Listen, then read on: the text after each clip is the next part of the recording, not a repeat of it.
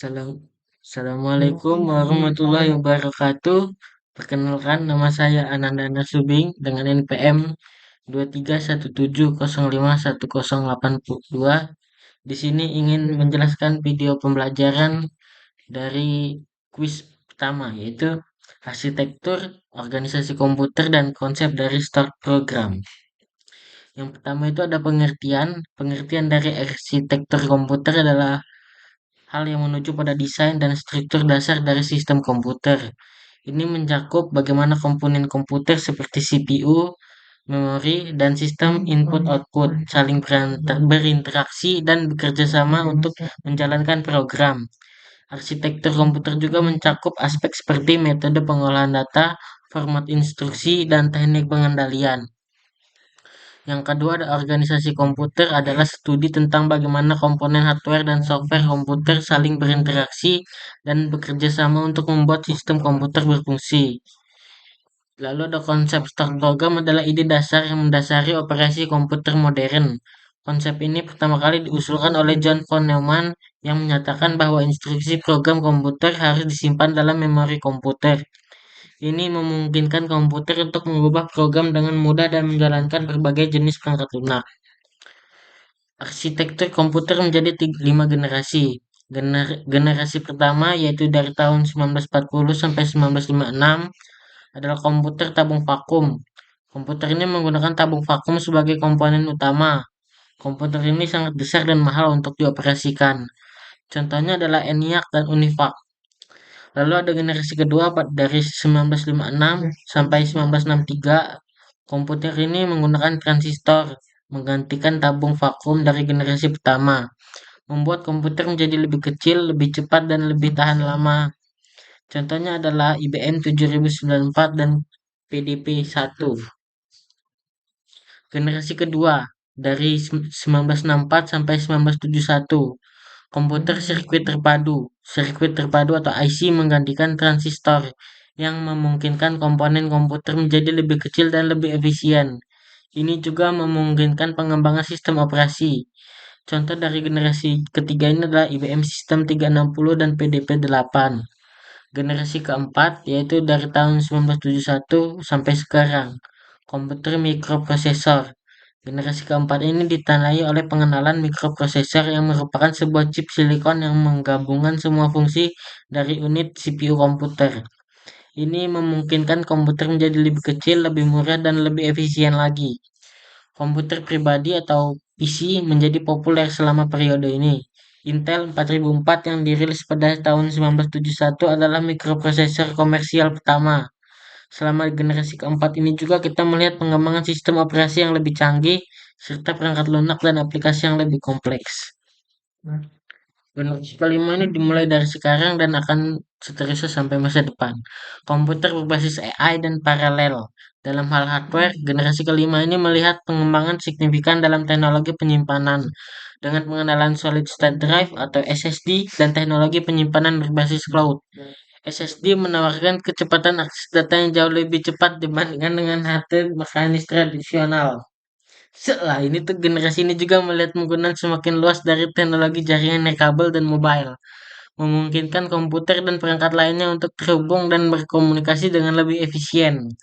Pada generasi kelima ini juga kita melihat perkembangan dalam teknologi komputer kuantum. Meskipun masih dalam tahap awal, komputer kuantum menjanjikan peningkatan signifikan dalam kecepatan dan kapasitas pemrosesan dan dapat membuka peluang baru dalam bidang seperti kriptografi dan simulasi molekuler. Organisasi komputer. Di sini yang pertama adalah unit pemrosesan pusat atau CPU, Central Processing Unit. Inilah ada otak dari komputer, tempat sebagian besar perhitungan terjadi.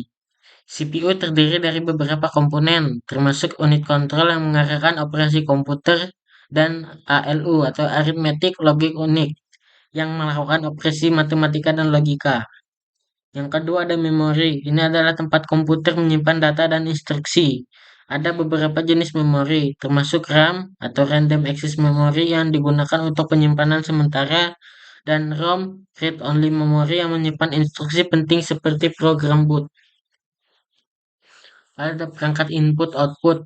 Ini adalah perangkat yang memungkinkan komputer berinteraksi dengan dunia luar. Perangkat input mencakup hal-hal seperti keyboard, mouse, sedangkan untuk output mencakup monitor dan printer. Bus system ini adalah jalur komunikasi yang menghubungkan berbagai komponen.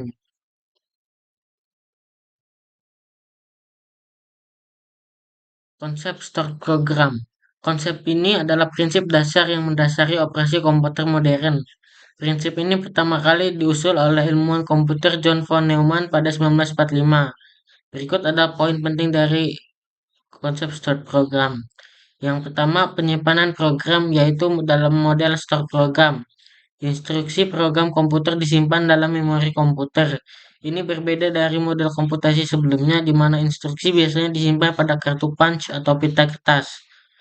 Yang kedua ada eksekusi bersifat sekuensial karena instruksi dieksekusi satu persatu dalam urutan yang ditentukan oleh program meskipun ada mekanisme untuk mengubah ukuran urutan eksekusi misalnya melompat ke instruksi lain atau melakukan looping.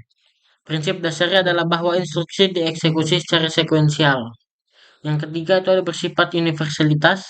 Karena program dan data disimpan dalam memori yang sama, komputer dapat diubah untuk melakukan tugas yang berbeda dengan hanya membuat program yang berbeda.